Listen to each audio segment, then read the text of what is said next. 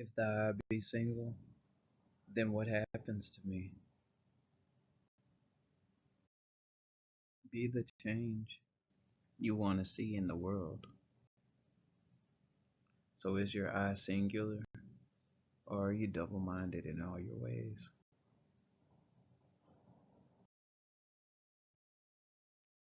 So if we want to see a change, what is it that we need to change within? For the kingdom is within, right? Proverbs chapter 4, verse 18 through 19. The path of the righteous is like the first gleam of dawn, shining brighter and brighter until midday. But the way of the wicked is like the darkest gloom. They do not know what makes them stumble.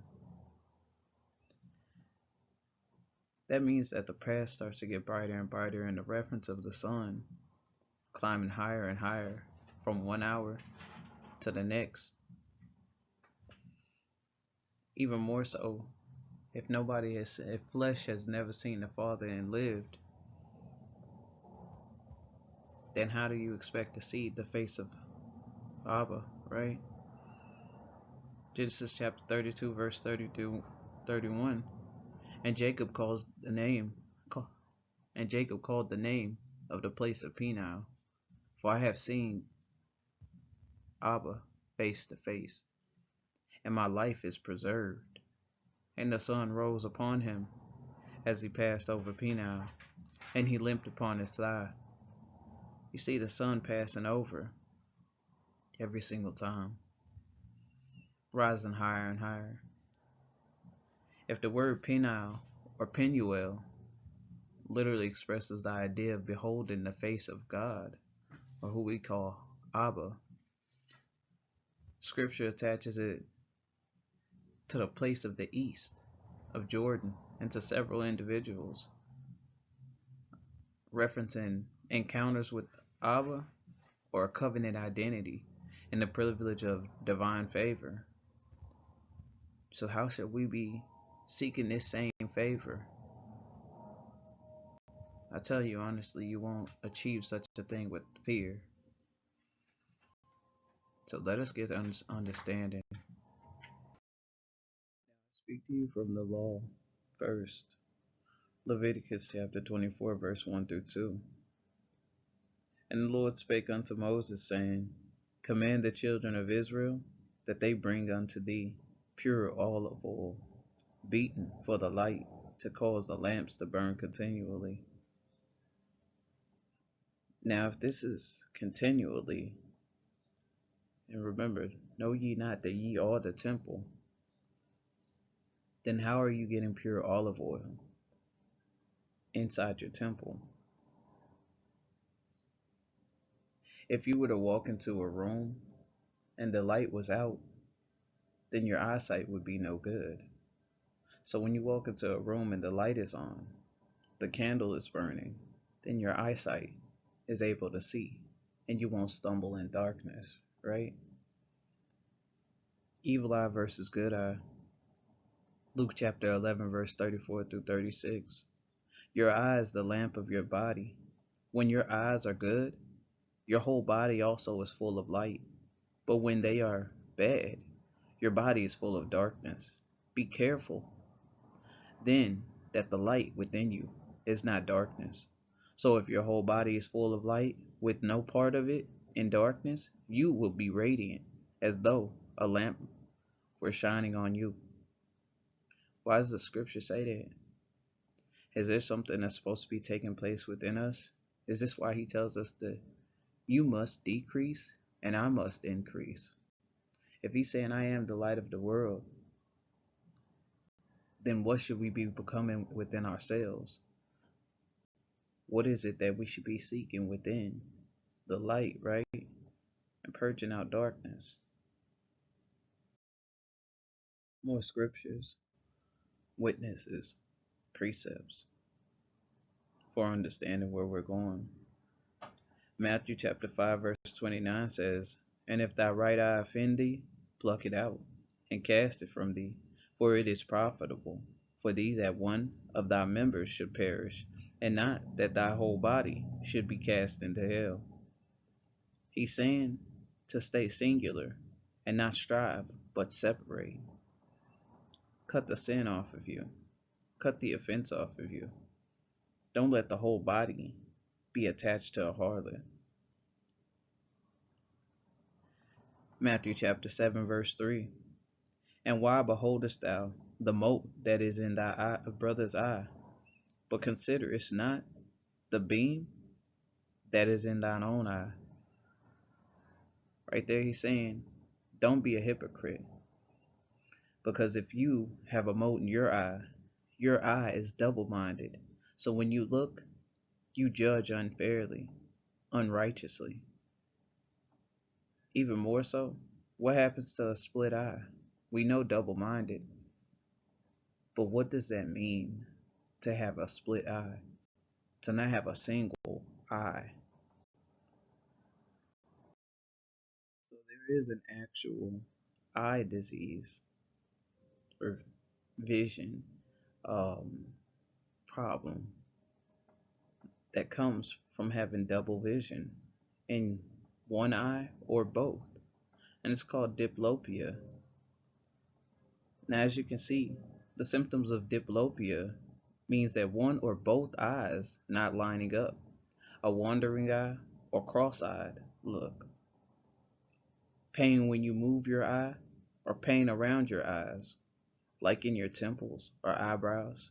You get headaches, you get nauseous, you got weakness in your eyes or anywhere else.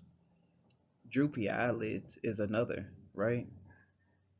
Now, even more so, when you go and you check this out, which I urge you to do your own research, don't just take my word for it. When you go and you look up diplopia symptoms, what happens is the original object that's standing in front of you, it has shadows behind it, which would cause it to separate. So you wouldn't be quite able to discern what you're looking at, right? Let me show you something else.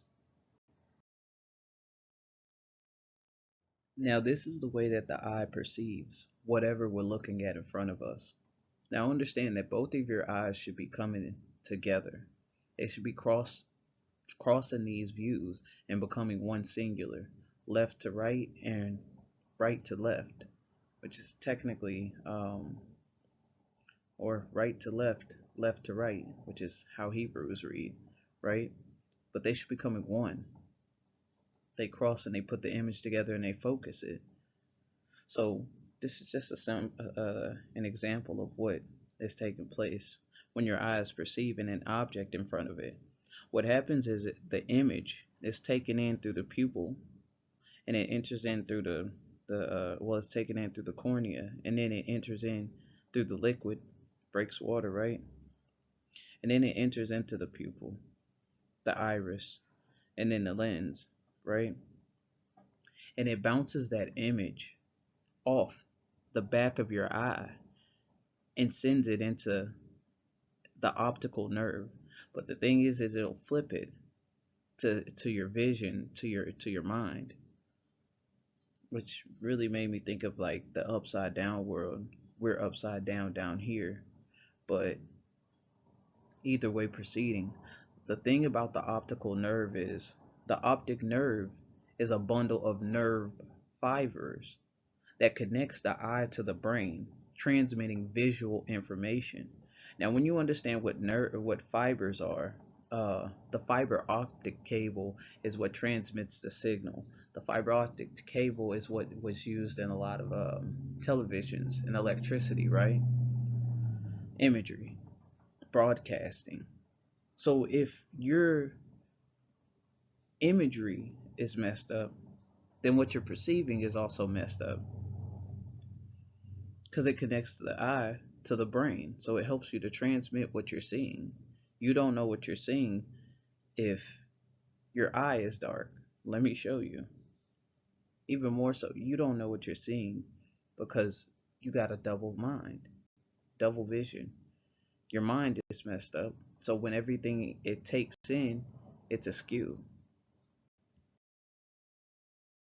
Now, the light in the human eye, right? When we focus on an image, light from the image enters the eye through the cornea and the pupil. The light is focused by the lens onto the retina. The retina is what's in the back that captures or retains, right? Your retina is um, what detects light and sends signals to the brain to create vision. So it's part of what contributes to giving your brain the vision of what it's seeing. It's like the mediator, right? So you see how this picture of these letters in front of the eye, they enter in and your brain perceives it. Let me show you something else. So that would mean whatever the object or text you read becomes imprinted on you and in you, right? The light of the body is the eye. Therefore, when thine eye is single, thy whole body also is full of light.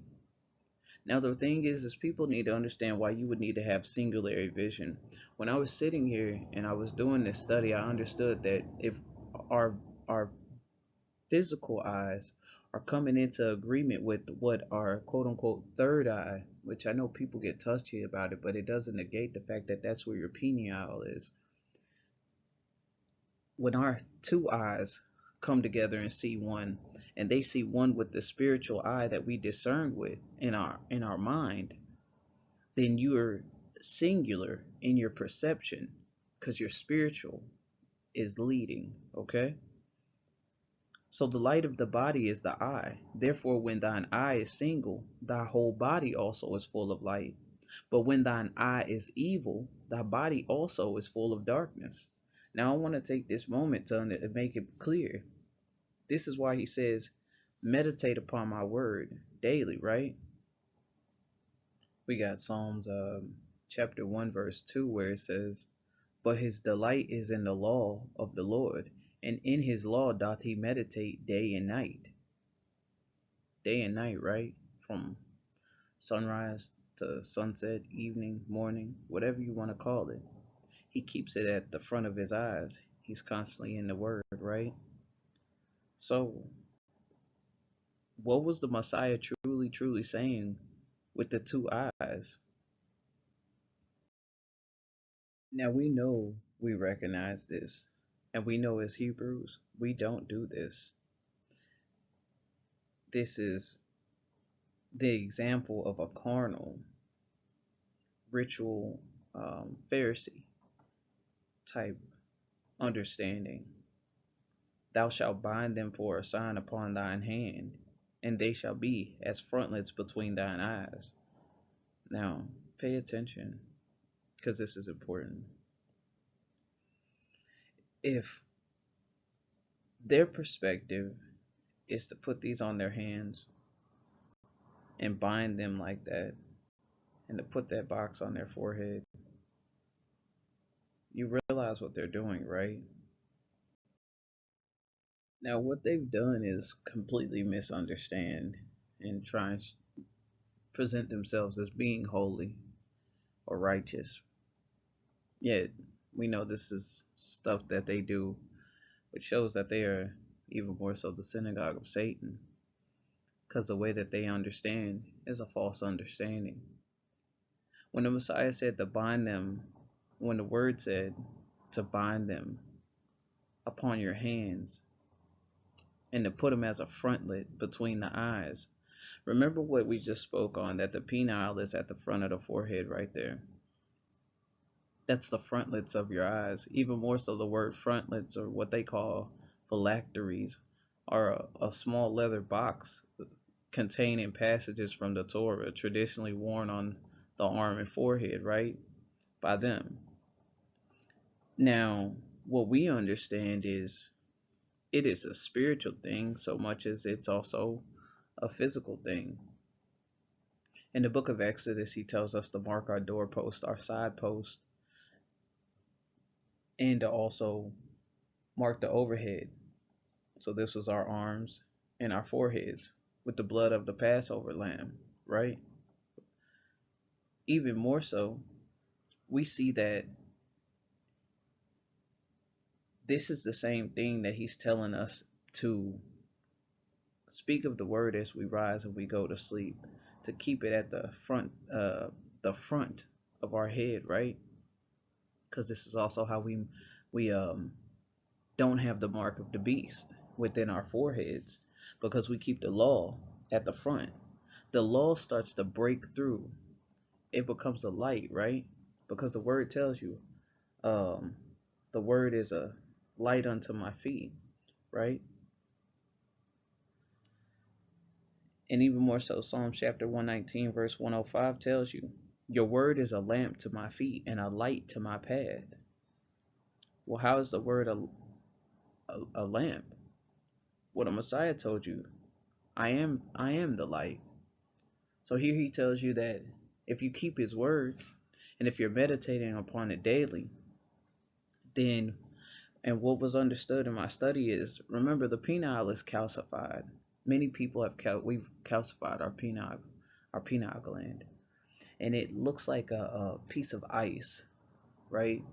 And so the word starts to break through, and it starts to shine a light, and it starts to rise as you decrease and the word increase within you in your temple. And this is also what they're trying to do with the concept of what they're doing over in uh, Rome. They have the light where it enters into the doors of the middle piece that's like midday. Everybody's showing us, but they're not able to do it because the children have to do it first. This light is supposed to rise itself up in you to break through on your pineal gland, to defrost it, to decalcify it like ice and melt it, break through your pineal gland to make you be able to see the face of God. Even more so, Proverbs chapter 6, verse 23 says, for this commandment is a lamp, and this teaching is a light, and the reproofs of discipline are the way to life. It's the same thing. It's just the way that we understand these things. Psalms chapter 19, verse 8 says, the precepts of the Lord are right, bringing joy to the heart.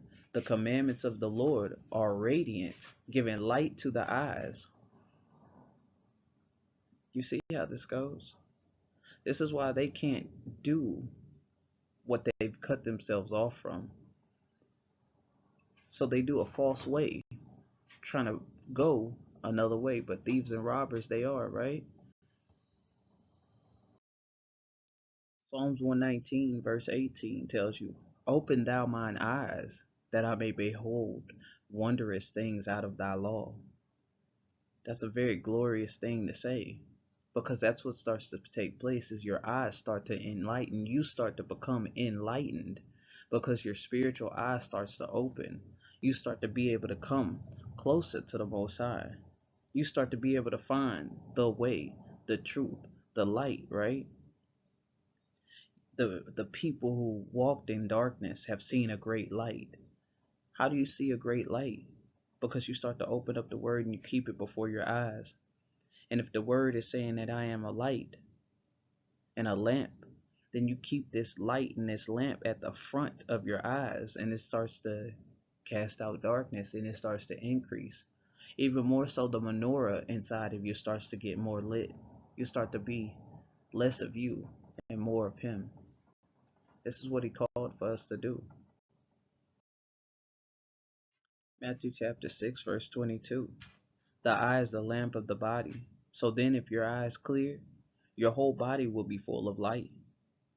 But for those that are in darkness, Job chapter 18, verse 5 through 6. Indeed, the lamp of the wicked is extinguished. The flame of his fire does not glow. We know that those that are in darkness, they stumble, and they don't know what they stumble at, right?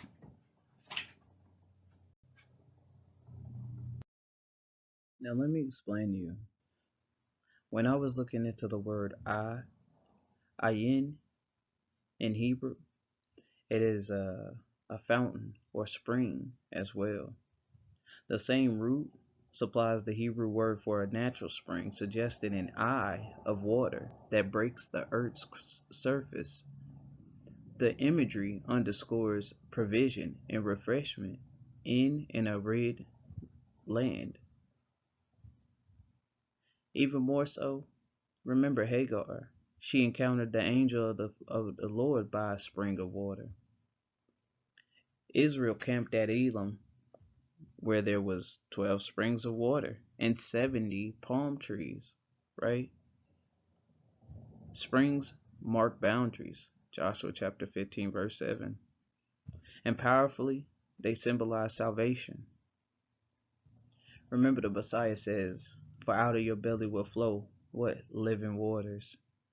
Why would he say living waters? Even more so in Second Esdras, it tells us that we would drink down understanding. He even tells us that in those books of the last 70, the Second Esdras, that he wrote when he was in the wilderness for 40 days and 40 nights with 5 scribes, he tells us that the spring of understanding and the fountain of wisdom and a stream of knowledge is inside those 70 books that are hidden for the last days, sealed into the last days. So we see the reference always about the waters, but even more so, if waters is supposed to be also the reference of our eye, and he says, "Ye are like broken cisterns," right? They hold no water. They're dead inside. They're empty sepulchres. Look at the reference of the eye. And then fountains. Even more so, remember what CERN looks like. CERN, if you go look at it, it looks like an eye, right? Pay attention, y'all. See, here we have another spring. Overview. You see this? It looks just like an eye. Water bursting through. Light, life, springs, fountains. Ayin. See? So here we have Ayin. Passover, through, Eden, rain cloud, disc, return, do again, make blind, dig about, surround, and a few other things. But you see this? It says that the ayin is the eye, and it also used to symbolize eye for in the ground, for which waters flow. So if the water that's flowing out of you is unclean, it's because you're unclean. Remember, guard your heart with all diligence, because out of it flow the issues of life. So if your heart is in relevance to the light within you, because that's where the light is, inside the temple, the menorah, then you are dark.